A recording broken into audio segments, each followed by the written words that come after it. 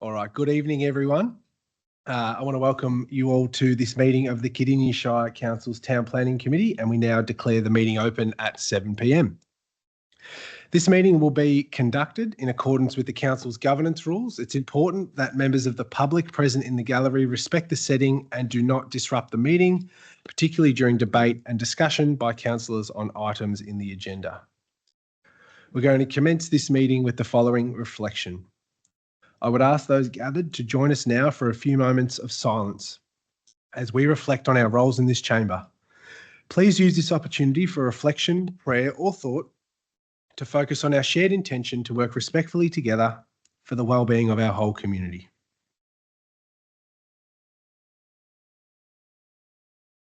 Thank you, everyone.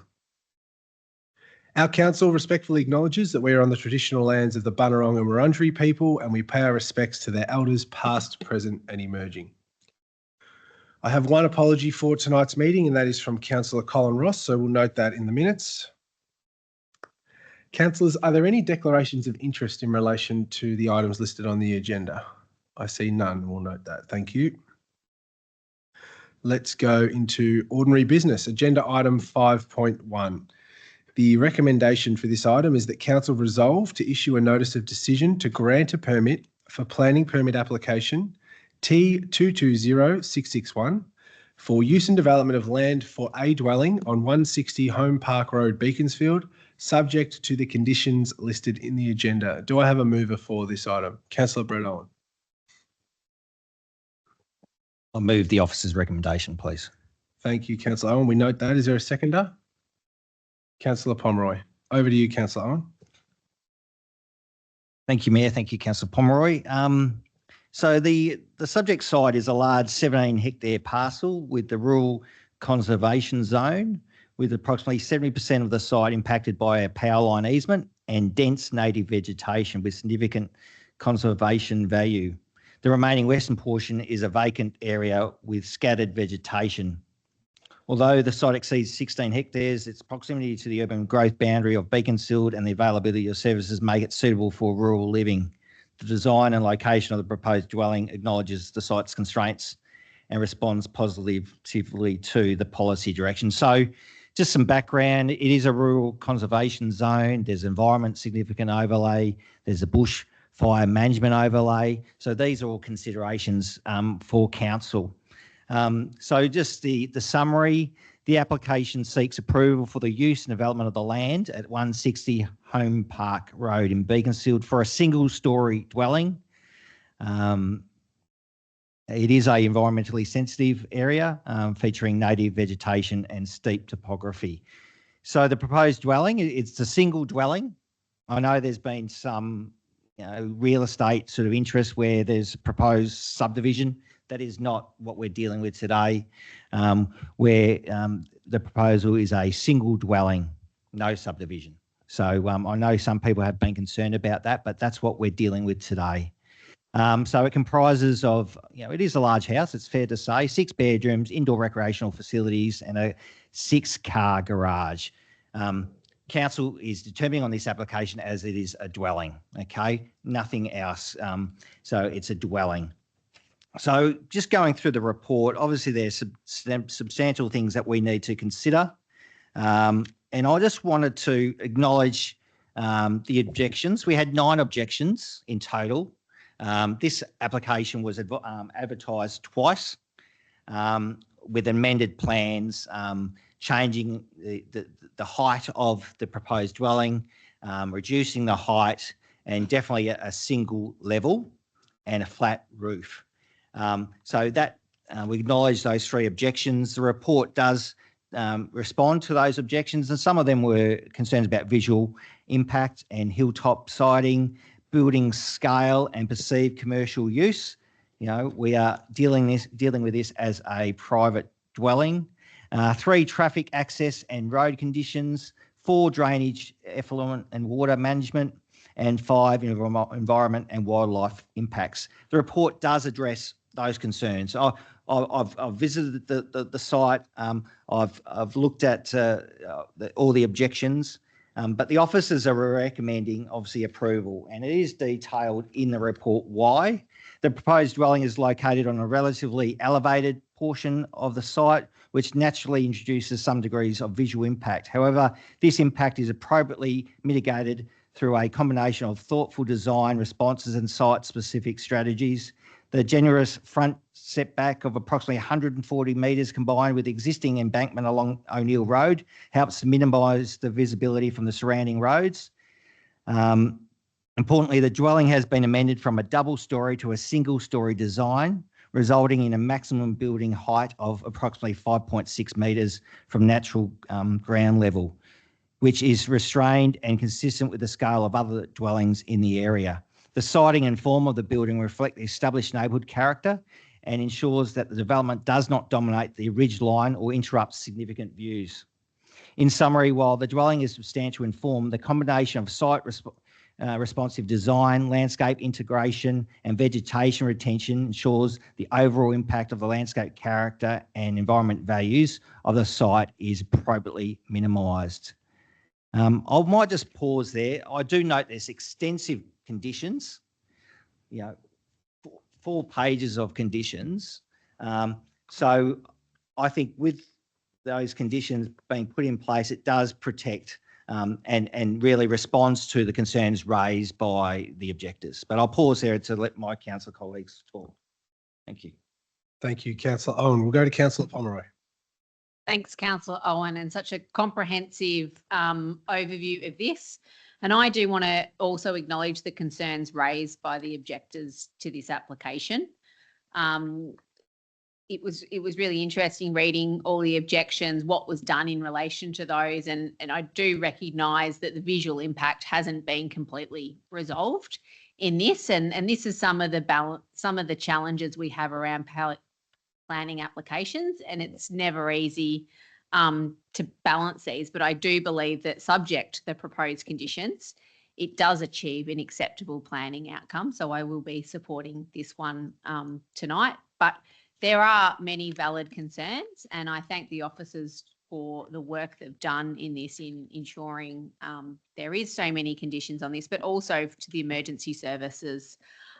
We've got new driveways in there. We've tried to make sure this can be as acceptable it is in its state that it is. And I do think it is important for us to reinforce that we can only assess what is presented, so not what might be speculated. So I know there is a lot of speculation, not only on the size of the dwelling and the purpose of the dwelling and how it may be used. And I did hear tonight about the potential or the proposed subdivision, and it is up on realestate.com at various stages.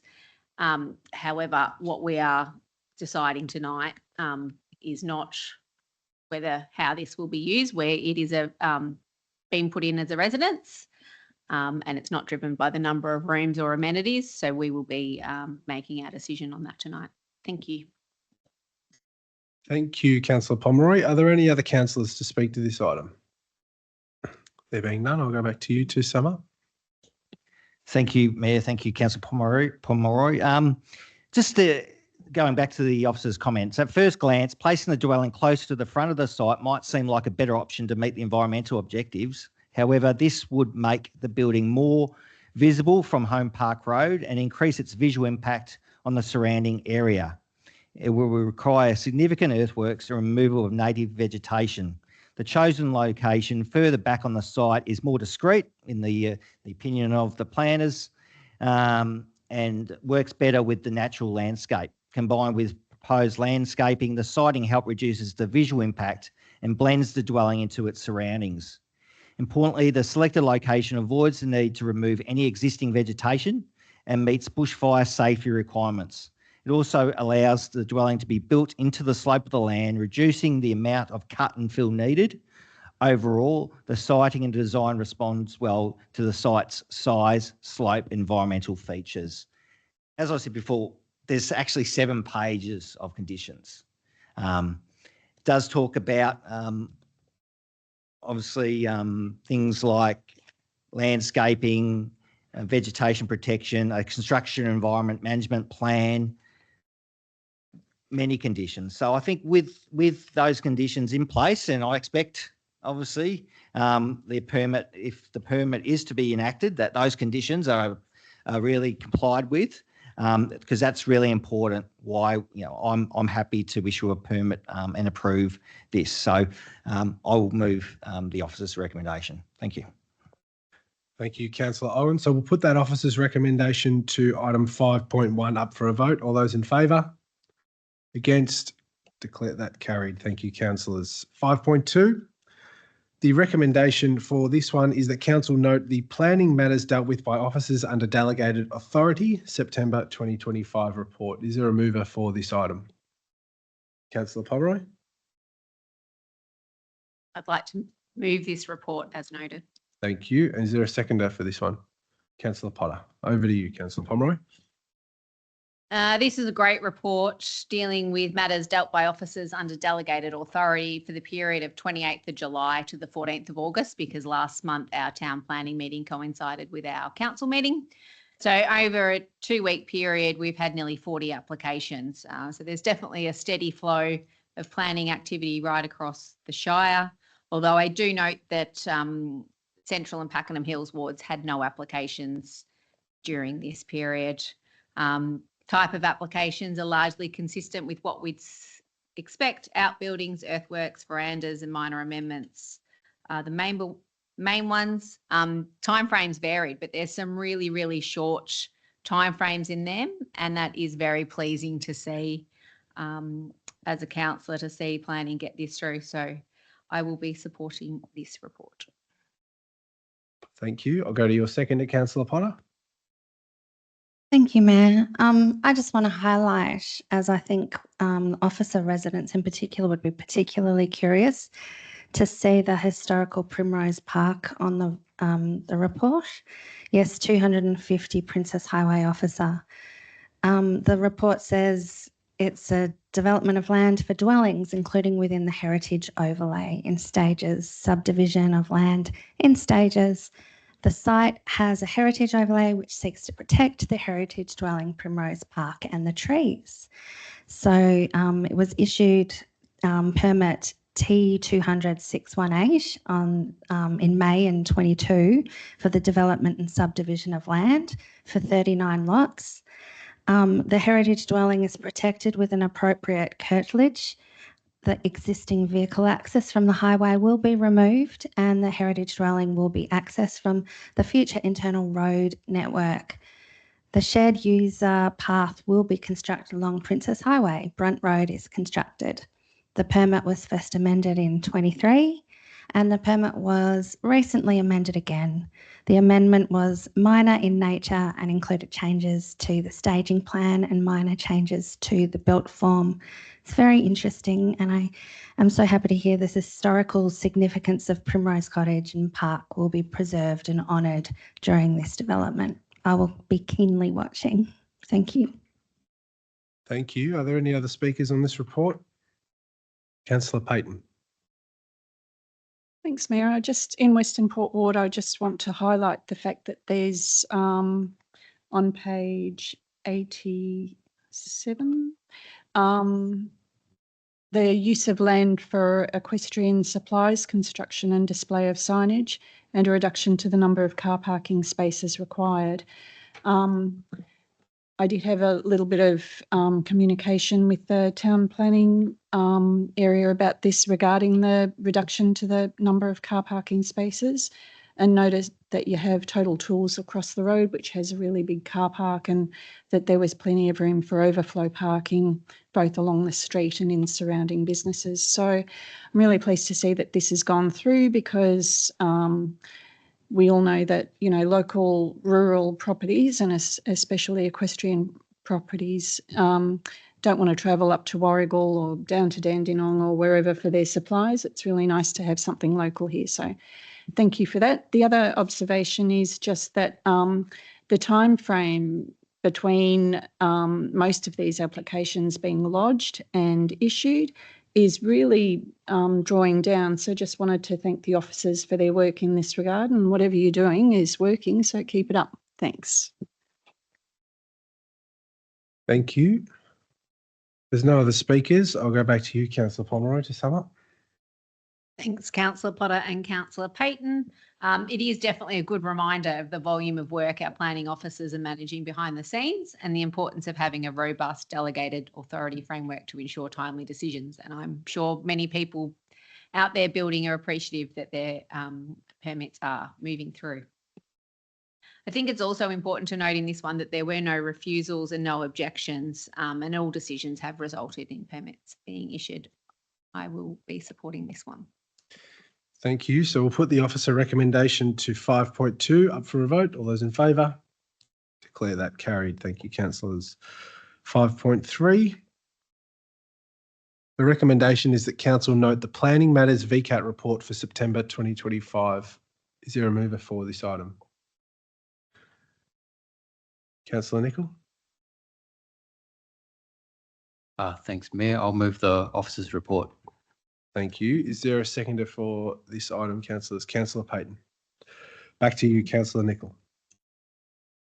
Not much in terms of additions to this report from previous reports. So just noting that there were no matters recently lodged since the previous report. We await advice on the outcome of the tables provided in the report. Councillor Payton.